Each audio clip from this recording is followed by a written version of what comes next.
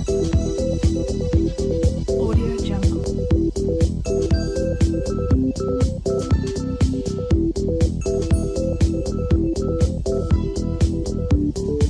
Audio Jungle.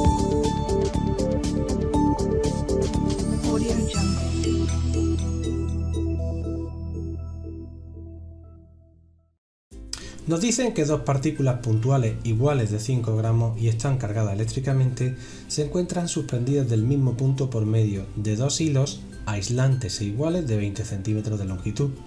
El ángulo que forma cada hilo con la vertical es de 12 grados. Nos piden que calculemos la carga de cada partícula y la tensión de los hilos.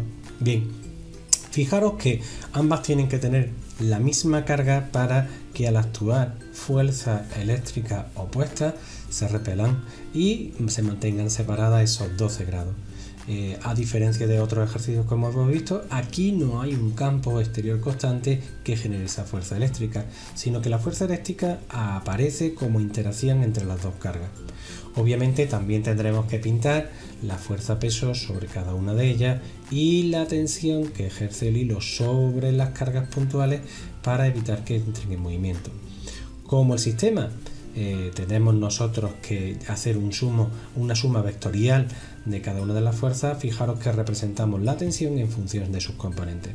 De esta forma, centrándonos por ejemplo en la carga que está a la derecha, la tensión en el eje X intenta compensar la fuerza eléctrica hacia la derecha, mientras que la tensión en el eje Y lo que hace es compensar la fuerza peso. Como el sistema está en equilibrio, la resultante de todas las fuerzas debe de ser nula. Así que centrándonos en una de ellas, simplemente nosotros diremos que, por ejemplo, en esta de la derecha, en el eje X la fuerza eléctrica está compensada con la tensión, mientras que en el eje Y la tensión en el eje Y menos el peso tiene que ser igual a 0. Obviamente, en vez de poner las proyecciones de la tensión, es más fácil expresar cada una de las componentes en función del módulo de la tensión multiplicado, en este caso la tensión en X, como vemos que es el cateto opuesto, será por el seno del ángulo, mientras que en el caso de T sub I será T por el coseno del ángulo, puesto que T sub I en este caso es contiguo al ángulo. Una vez que tenemos el sistema así planteado, como conocemos tanto la masa como la intensidad del campo gravitatorio, nosotros podemos despejar el módulo de la tensión y ya tenemos el primer apartado. A continuación, una vez que sabemos la tensión, vamos a intentar determinar la fuerza eléctrica. Fijaros que la fuerza eléctrica, como nos piden también determinar la carga de cada partícula, la fuerza eléctrica sería fácil ya de calcular, puesto que simplemente tendríamos que multiplicar la tensión por el seno, que es lo que hemos visto. Pero lo que nos piden es que calculemos el valor de cada una de las cargas.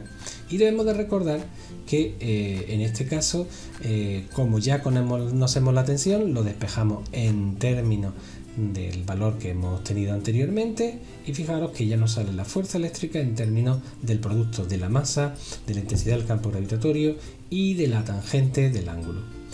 Como sabemos que la fuerza eléctrica se expresa como el producto de la constante electrostática por el producto de ambas cargas que son iguales y la distancia que los separa, ahí tenemos la distancia, pues ya prácticamente tenemos resuelto el problema si somos capaces de sustituir la distancia.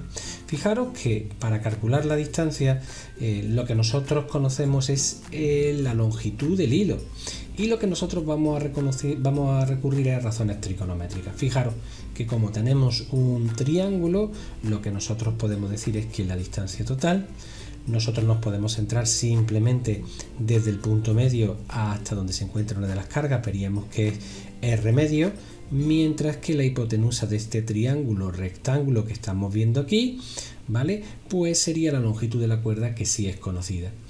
Como aquí ahora este cateto sí sería el cateto opuesto al ángulo que lo conocemos, pues establecemos la relación.